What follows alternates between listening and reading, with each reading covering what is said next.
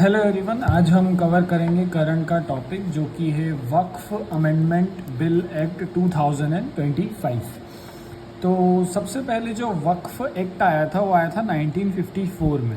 उसके बाद में एक वक्फ एक्ट आया था 1995 में।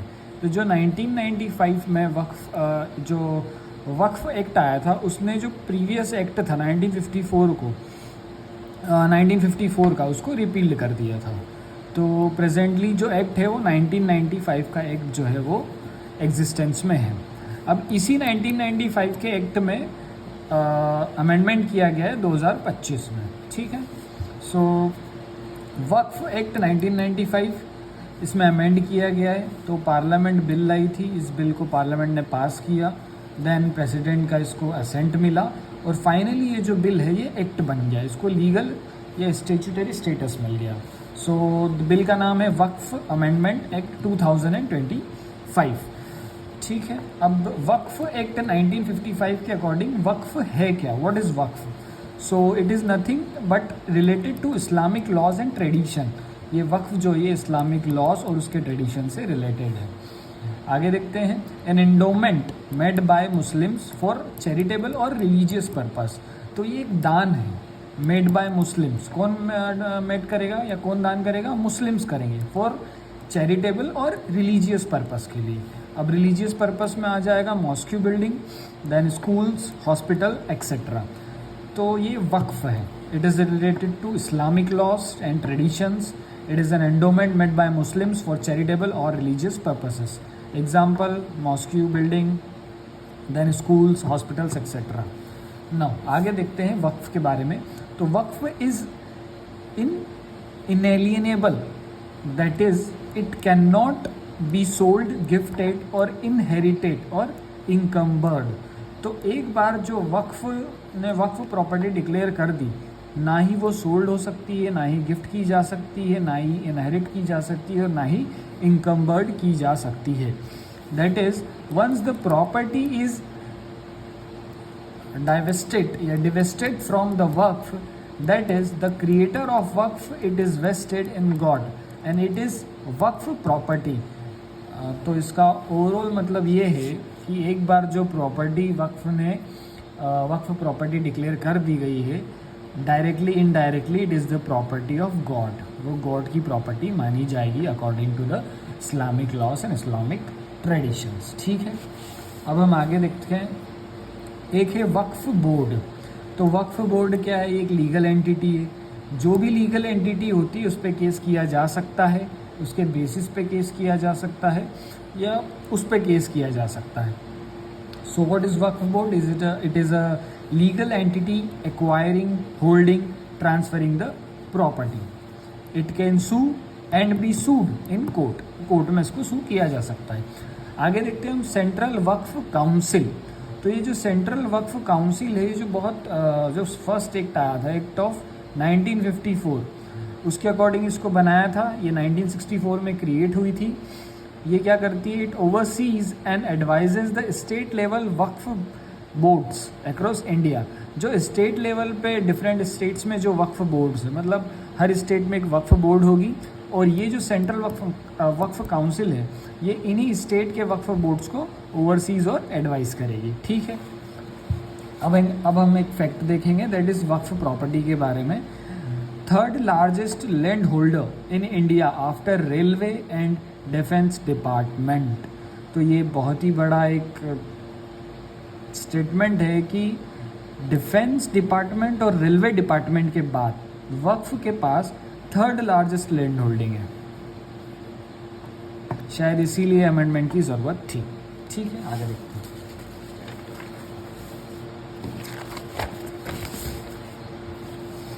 अब हम इश्यूज देख लेते हैं कि क्या क्या इश्यूज हैं जिससे अमेंडमेंट आया है। वंस डिक्लेयर्ड वक्फ प्रॉपर्टी, एक बार उसको अगर वक्फ प्रॉपर्टी डिक्लेयर कर दिया गया है तो वो नो ट्रांसफरेबल, ट्रांसफ़र नहीं होगी। ना चैरिटेबल एक्ट टूवर्ड्स गॉड, मतलब उसको गॉड की प्रॉपर्टी माना जाएगा। और एक फ्रेज़ है, once a Waqf always a वक्फ। ठीक है। अब poor management is second issue. Poor management का मतलब हम एग्जांपल से देख लेते हैं। कि ये कर्नाटक या केरला में, केरला और तमिलनाडु में 40 वक्फ प्रॉपर्टी है, ठीक है। अब ये वक्फ प्रॉपर्टी इन्होंने डिक्लेयर कर दी, बट ये एक्चुअली फार्म लैंड्स हैं, पब्लिक प्लेसेस हैं, लेक्स हैं, गवर्नमेंट लैंड्स है। अब जो लेक है ये तो पब्लिक पर्पस के लिए होता है, गवर्नमेंट लैंड्स जो हैं तो ये तो गवर्नमेंट के होते हैं। गवर्नमेंट ने राइट टू प्रॉपर्टी को एक लीगल राइट डिसाइड किया था by removing it by the 44th constitutional amendment, और इसे फंडामेंटल राइट नहीं माना। फिर भी वक्फ ने गवर्नमेंट प्रॉपर्टीज़ को भी वक्फ प्रॉपर्टी डिक्लेयर कर दिया गया है। आगे देखते हैं, थर्ड इशू है लैक ऑफ जुडिशियल ओवरसाइट। अब इसमें क्या है कि एक वक्फ ट्राइब्यूनल है, ठीक है। ये 1995 के एक्ट के अकॉर्डिंग बना है। अब ट्राइब्यूनल का जो डिसीजन होता है it can not B appealed.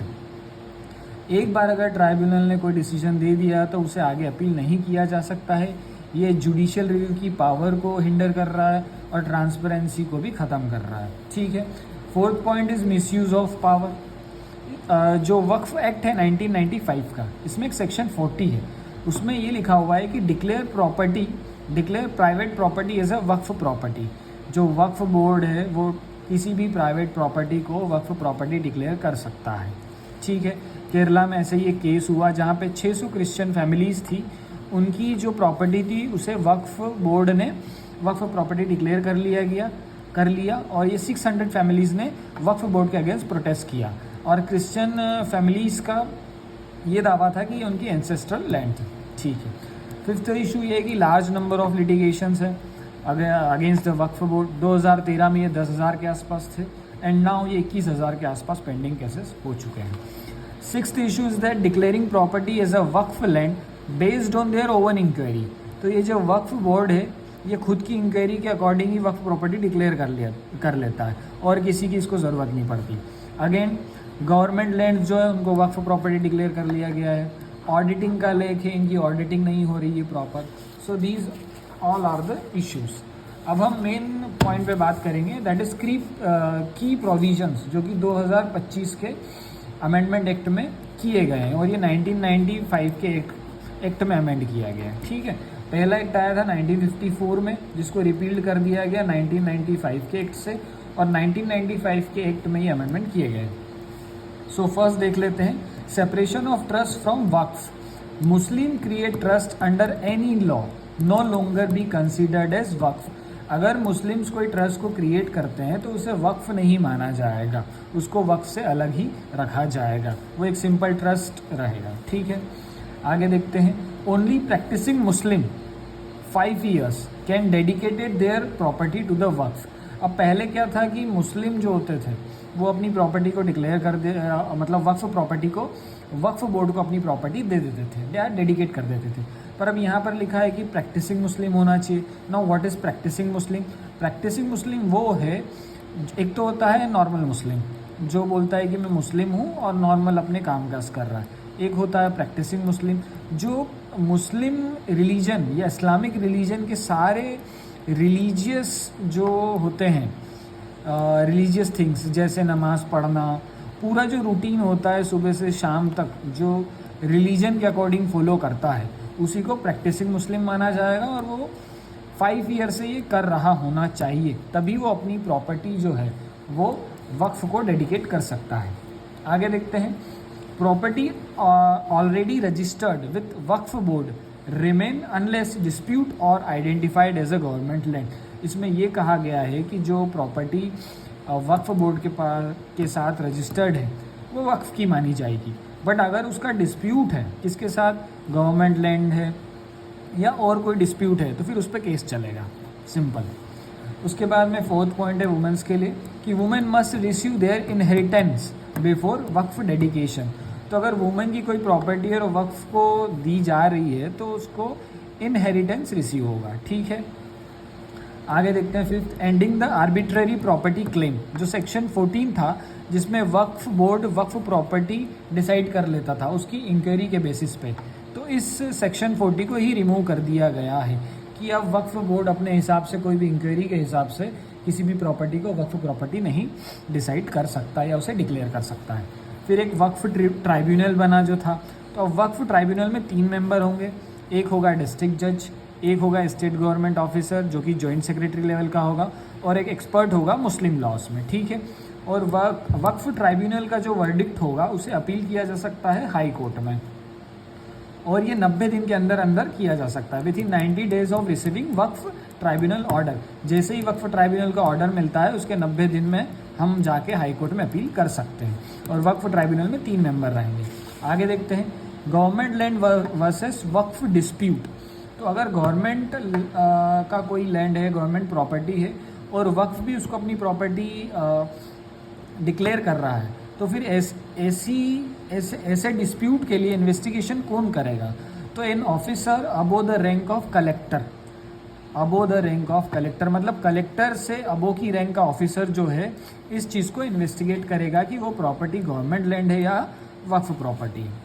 उसके बाद में ऑडिट का सिस्टम आ गया है। इसमें क्या होगा कि वक्फ इंस्टीट्यूशंस जो हैं, वक्फ इंस्टीट्यूशन में क्या आएगा, हॉस्पिटल हो गया, एजुकेशनल इंस्टीट्यूट हो गए, अगर वो 1 लाख तक कमा रहे हैं तो they must undergo the audit, वो उनका ऑडिट होगा। और ऑडिट कौन करेगा? एक ऐसा ऑडिटर करेगा जिसको स्टेट गवर्नमेंट अपॉइंट करेगी। तो Waqf institution earning over ₹1 lakh must undergo audit by state appointed auditor, ठीक है। देन वी हैव 9th की provision, that is central online portal. एक सेंट्रल ऑनलाइन पोर्टल बनाया जाएगा जिसमें वक्फ प्रॉपर्टी का डाटा जो है वो मेंशन किया जाएगा ताकि ट्रांसपेरेंसी को इंश्योर किया जा सके। ये है मुटवालीस। अब मुटवालीस कौन है? केयर टेकर ऑफ द वक्फ, ये वक्फ के केयर टेकर हैं, और must register property detail on the central portal. तो ये मुटवाली की ड्यूटी रहेगी कि जो वक्फ की प्रॉपर्टी है, रजिस्टर्ड प्रॉपर्टी, उसे वो इस पोर्टल पे डाल दें, ठीक है। फिर है डाइवर्स रिप्रेजेंटेशन, ठीक है। जो वक्फ बोर्ड है उसमें डाइवर्स रिप्रेजेंटेशन किया जाएगा, जैसे 2 नॉन मुस्लिम मेंबर्स को इंक्लूड किया जाएगा, और जो मुस्लिम मेंबर्स हैं उसमें एटलीस्ट 2 मुस्लिम वुमेंस को भी इंक्लूड किया जाएगा। उसके बाद में एक मैंडेट है कि सिया, सुन्नी, बोहरा, आगा खानी या ओबीसी मुस्लिम्स, इन सब कम्युनिटीज़ का रिप्रेजेंटेशन इस वक्फ बोर्ड में होगा। तो 2 नॉन मुस्लिम मेंबर्स रहेंगे, मुस्लिम मेंबर्स में एटलीस्ट 2 फीमेल्स रहेगी। उसके बाद में सिया, सुन्नी, बोहरा, आगा खानी, ओबीसी मुस्लिम्स कम्युनिटीज़ भी इसमें मेंबर रहेंगी। अब एक लिमिटेशन एक्ट है। ये लिमिटेशन एक्ट क्या कहता है कि limit set for filing the cases to ensure speedy disposal and prevent the delays in legal proceedings. तो इस लिमिटेशन एक्ट का ये पर्पज़ है कि जो केसेस है उनका स्पीडीली डिस्पोजल हो जाए और जो लीगल प्रोसीडिंग्स है उसमें डिले ना हो। तो अब इस लिमिटेशन एक्ट को now apply to waqf property claims. इस लिमिटेशन एक्ट का यूज़ जो वक्फ प्रॉपर्टी क्लेम्स है उसके लिए यूज़ किया जा सकता है, जिससे जो ट्रायल्स हैं अगेंस्ट द वक्फ बोर्ड या वक्फ डिस्प्यूट या वक्फ प्रॉपर्टी डिस्प्यूट, तो उनका जो ट्रायल वो स्पीडी होगा, डिले नहीं होगा, और जो वर्डिक्ट है या जो डिसीजंस है वो फास्ट हो जाएंगे। सो these all were the key provisions of the Waqf amendment act of 2025, और ये 1995 के एक्ट में इसको अमेंड किया गया है। तो थैंक यू।